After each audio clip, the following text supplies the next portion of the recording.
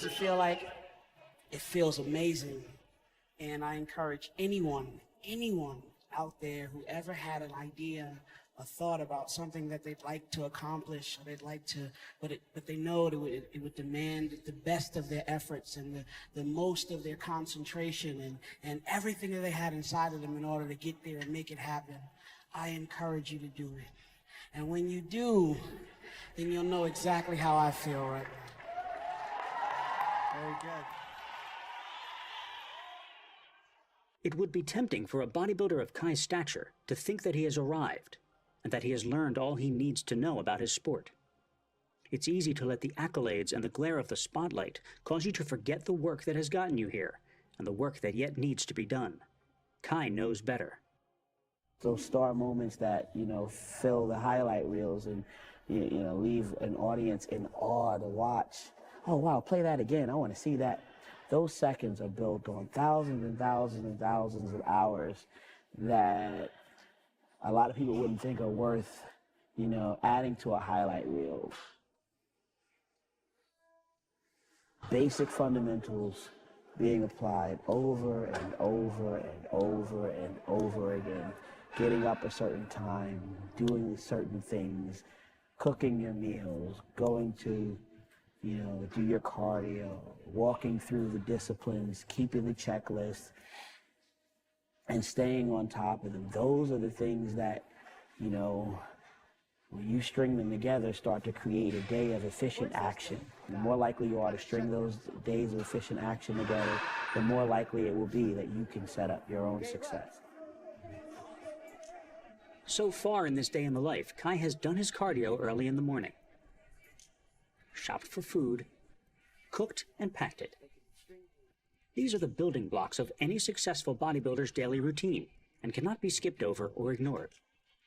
These fundamentals seem simple, and Kai can sound repetitive when asked to talk about it, but it is this relentless, repetitive simplicity which is the foundation of bodybuilding and can sometimes be its most difficult aspect. Some of Kai's duties that are not a part of the lives of most practicing bodybuilders at the amateur level are the obligations to his various sponsors.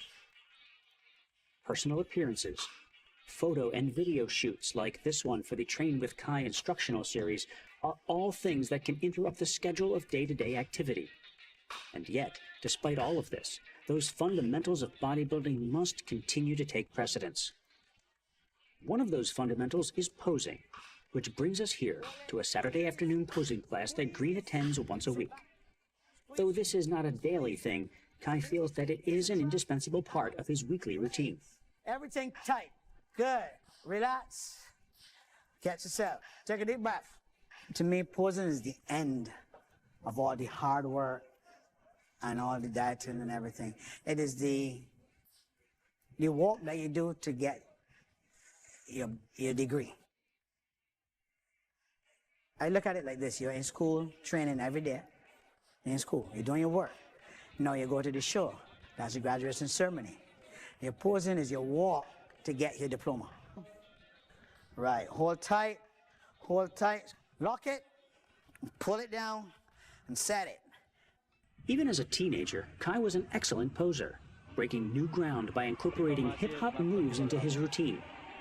In 2007, Kai exploded onto the scene with his now famous Dirty Diana routine, and has since taken posing in a new direction. Some people love it, some people hate it, but no one can deny that Kai is anything but an expert.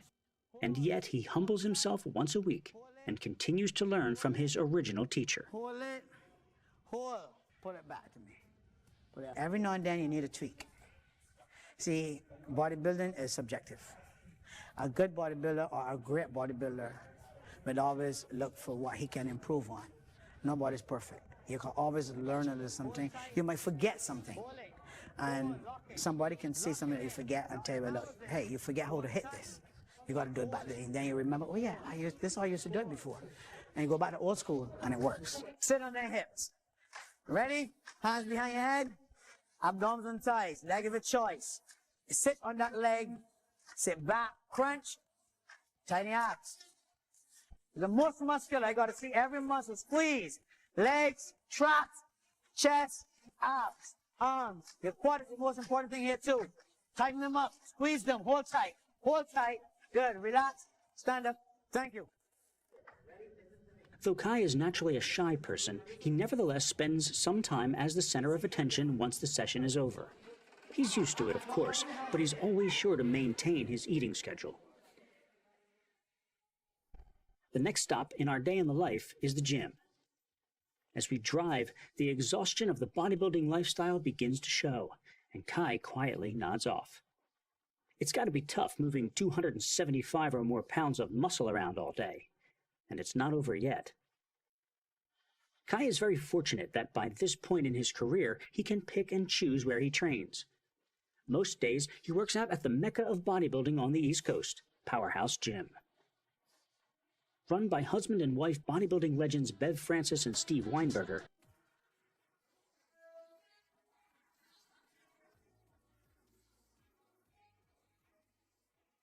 at Powerhouse Gym, you can never be sure which star of the sport you may run into. And fans of Kai know that he is always willing to take some time to say hello or take a picture. This gym has been the location of many now famous video and photo shoots over the years. Chances are, if the photos in a bodybuilding or fitness magazine article were shot on the East Coast, they were shot here. Although those kinds of pictures are beautiful and inspirational, and an example of the best that bodybuilding has to offer, they don't really reflect what life is like in the gym every day for someone like Kai Green. For one thing, he would never train shirtless, and in fact only reveals himself when urged to by a photographer. He always remains covered up and does not practice posing in the open areas of the gym. Many theories have been advanced to explain the reasons for Kai's ever-present hoodie, but it's really very simple and practical. Thermogenesis. That's my secret. Nah, I just feel comfortable. I do sweat a lot though, so it's a little bit more convenient than a t-shirt. If I had a t-shirt on, I'd have to be all over the place. I'd have to be wiping stuff down. I mean, a hoodie is more absorbent. On this particular day in the life, Kai begins his gym session not with cardio, but with a 12-minute warm-up for mind and body. He then performs a long and careful abdominal and stretching routine. This is where the mythology of the glistening, screaming athlete in the glossy photo shoot. Beginning with the documentary Overkill, I have made the observation many times that Kai seems like a monk. His deep philosophizing, the extreme dedication to his goals, his discomfort in the spotlight, and the ever-present hood all add up to give him the aura of the holy man of bodybuilding. I'm not sure he sees himself that way, but it's hard not to make the comparison, especially today. You ever see like people chanting or Buddhists doing things with their breathing and using their breath to start to alter their mind state? I'm sure on some level, in some way, the simple 12 minutes or so before I get started on the floor training, this moment allows me the ability to kind of walk through some exercise like that. You're regulating your breathing or using it as a device to be able to suspend those thoughts for other things and try to get focused on what I'm about to do, get it done, and then try to keep moving with the continuity of my day. As with the posing class, it is this kind of meticulous attention to detail that creates a champion. But Kai Green's life and mindset were not always so controlled and structured. Earlier in the day, we stopped at a diner. Kai ate his prepared food, of course, and he explained to us how bodybuilding provided a very necessary catharsis for a young man in a bad situation. Everything else was a mess. Outside the gym, my life was a mess. Getting into fights, raging against authority, not developing or cultivating relationships very well, insecure, just a whole lot of things going on. But in the gym, all of those things that were a weakness were a strength to me. I was able to summon a tremendous amount of intense energy.